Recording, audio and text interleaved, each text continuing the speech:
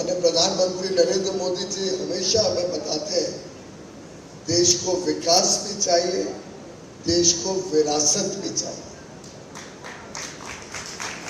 और हम सब तो चार्टर्ड अकाउंटेंट भली भांति जानते हैं कि अगर हम विश्व में देखें तो कोई देश विकसित नहीं हुआ है।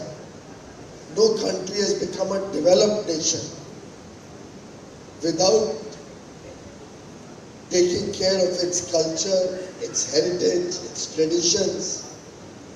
हमारे जो पारिवारिक मूल्य है, हमारा इतिहास, हमारी सभ्यता, संस्कृति,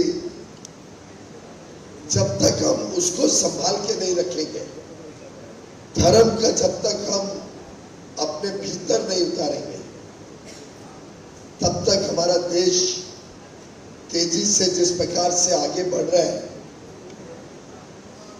वो लंबा नहीं चल पाएगा। समाज में विकृतियां आनी शुरू हो जाएगी। और हमारा सौभाग्य है कि साध्वी जी जैसे हमारे आचार्य, हमारे गुरुदेव, हमारे सब संत साधुगण, इन सबके आशीर्वाद से, इन सबके प्रवचनों से हम सब अपने धर्म के साथ में जुड़ते हैं, अच्छी भावनाएं आती है हमें।